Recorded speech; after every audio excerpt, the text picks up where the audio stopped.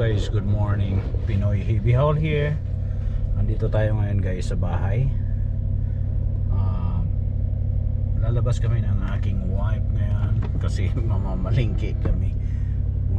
Kasi bukas back to work na bukas, pero ako holiday pa rin yata ako hanggang next week guys. Yeah. Kasi yung truck ko merong oil leak. Na-found ko na meron siyang oil leak sa ano ito, sa behind ng kanyang flywheel. So kailangan natin ipatingnan sa shop. Kaya baka makaalis ako ng mga Thursday or Friday maybe. Kasi that is another 3 days job here in the shop. Pero kung sa atin yan sa Pilipinas, mga ganyan mga problema, overnight lang tapos na. Kasi maraming gagawa, di ba? Dito kasi merong naka-schedule talaga kung sinong gagawa dyan sa kanya, siya lang talaga ang gagawa. Hindi po pwede yung ibang halo-halo ba? Sa atin maraming gagawa, ganyan. Pati ako, sasama ako dun sa gagawa, tutulong mag-take off ng mga radiator, mga pulley, mga yung mga simpleng gawin, mga alternator. Pwede natin tanggalin yung fan belt. Tatulong tayo tanggal ng fan belt, fan hub, pan, LEC, ganyan. Pero dito kasi lalagyan lang nila ng 2 katao, yun lang talaga ang gagawa. Sa atin maraming kamay, kaya mabilis. Kaya baka mag-antay tayo ng hanggang Thursday or Friday, baka matapos yung truck natin. Hopefully not a big not a seal, kasi kaka-end frame lang ng makina ko last month, maybe 2 months now. Pero pagka napipil ko siya, pagka lumulusong ako, maraming oil na naglilik sa kanya.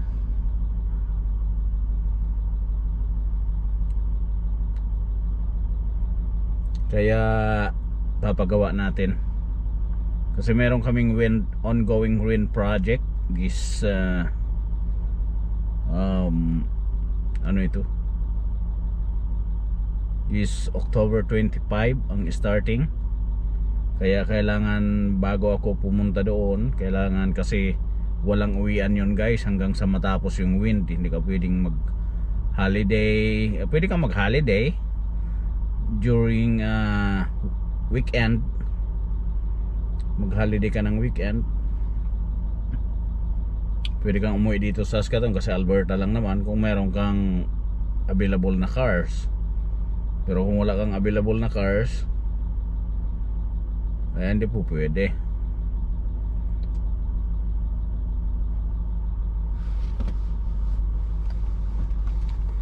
Kaya dito tayo sa bahay ngayon, magpapahinga tayo. Baka Thursday siguro. Hindi ko lang sure kung mayroong short trip for me. Pero kung wala, antayin ko na lang na hanggang yung project mag-start. Kasi October 24 alis kami, 25 ang start ng loading. Kaya Bakasyon Grande si Pinoy Heavy Haul guys. Bakasyon Grande.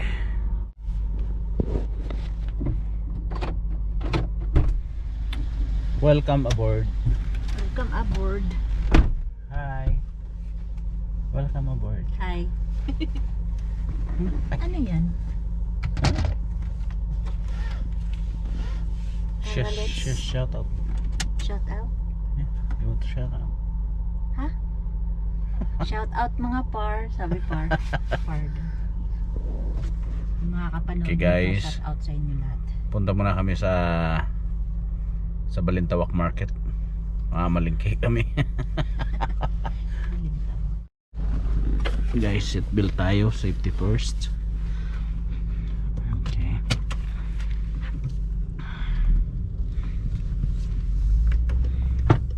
Okay, start ko na sa Pinoy. What's up, people?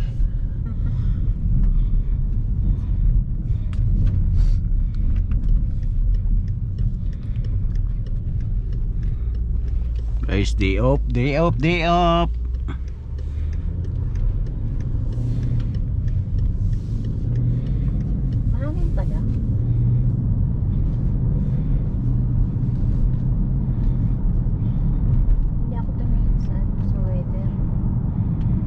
guys kasi marami ng dahon kasi kuha na ngayon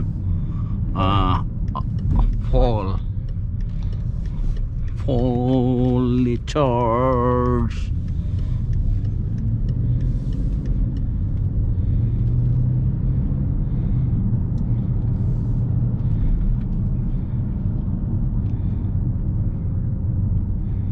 Naglalaglagan na yung dahon, kaya ibig sabihin yan malapit na ang winter. Pag nagdidilaw na yung dahon, yan ang palatandaan.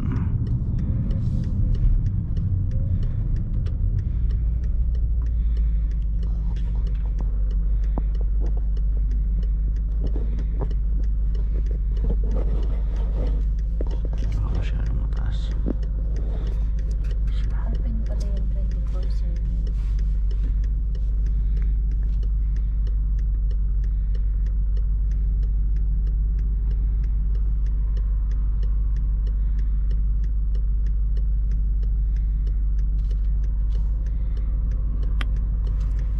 Time check dito sa Saskatoon, Saskatchewan is 15 minutes before 2 o'clock in the afternoon.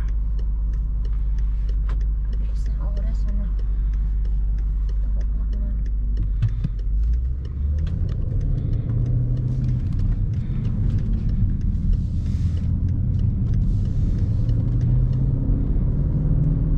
Yung cars na to guys, marami tong power. In 1 second lang makakarating ka na doon. See? Daddy! Just trying to get a ticket. Overspeed ticket. Tanong ka.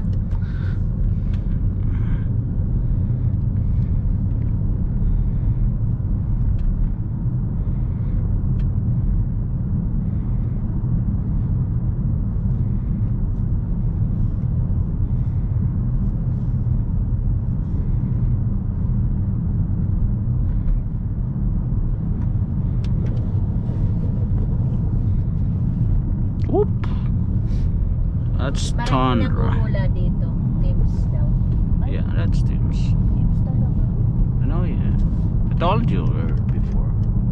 Tim Hortons. Tim Hortons. Team, hindi Teams. Team.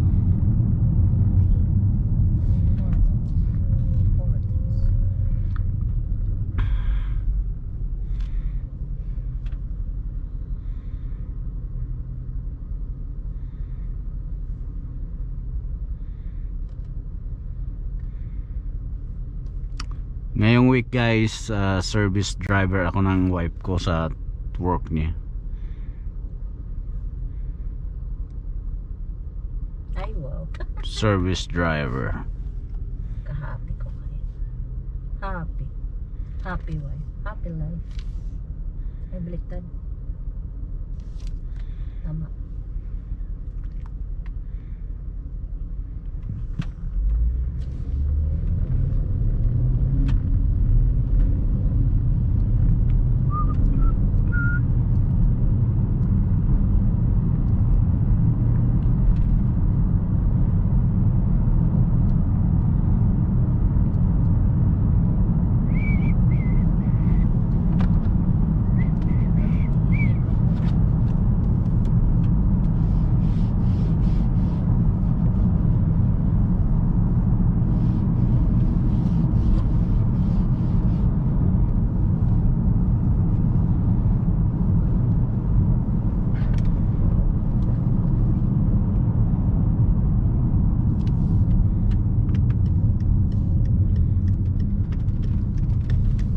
Saan ba magandang bumili ng tilapia?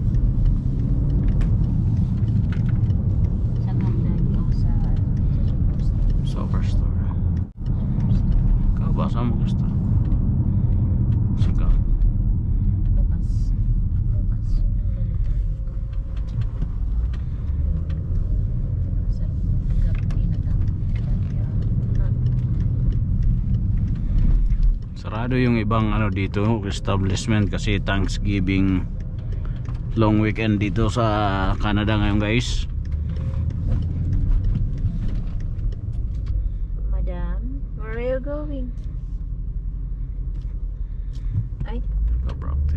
Nagpa-practice siya. Yeah. This practice driving. Ito guys, superstore dito sa Saskatoon. Saan mo tayo babarada? Okay, dito na lang tayo sa harap ng jeep namin. Guys, dito muna tayo. Mamamalingki tayo. Mamamalingki kami.